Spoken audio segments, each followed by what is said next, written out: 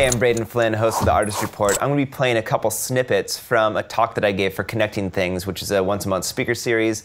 And I spoke about value, pricing, how to structure yourself as a freelancer, and all that sort of stuff, which you can see on theartistreport.com, or you can subscribe to our YouTube channel. But this particular video is on the topic of how do you price yourself to create value?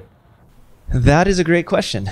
I think it comes down to industry. It comes down to sort of knowing what is the highest of high that people charge, and then what is it that you're charging. I think it's looking so there's that factor, and then it's figuring out what sort of clients that, judging from the caliber of work that they are accepting and doing. I think that's the way to do it. I mean, part of it is just a story that you're telling. It comes down to experience, but then also, my very first year I started out in photography. My first year of pricing was at $5,000, which was, I think, significantly higher than a lot of people probably who are just starting out. And it just sort of established myself as someone who it gave people perception. No one knew me really, but all of a sudden, like, I was featured in different places, and when they approached me, it's like, well, yes, this is what I do, and this is who I am. So I think it's really arbitrary, and that's the funny thing about it, is that you price yourself however the heck you want, and then test it, figure out if you're going to get booked at that level. And you never know. Was just talking to somebody else, and basically they said that they were it was yesterday. I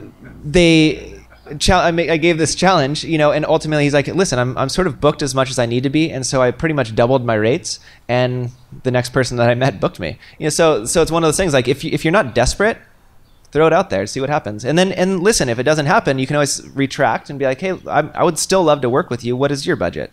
And sometimes it's like, that's the hardest thing, I think, when you get approached by any job. It's like, oh, what's your rate?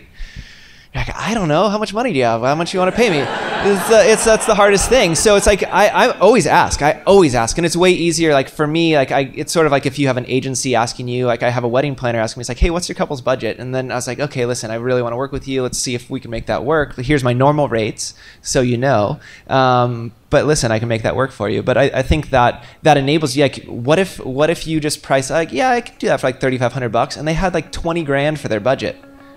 You could have either hired on people and made the job like twice as awesome. So never hurts to ask. Always ask. Thanks so much for watching that video. Hope you loved it. If you could, click right here and subscribe to our channel. Basically, you'll get updated whenever we post something new, but we're the Artist Report, and we talk to other creatives about what they do, how they do it, and the whole entrepreneurial journey.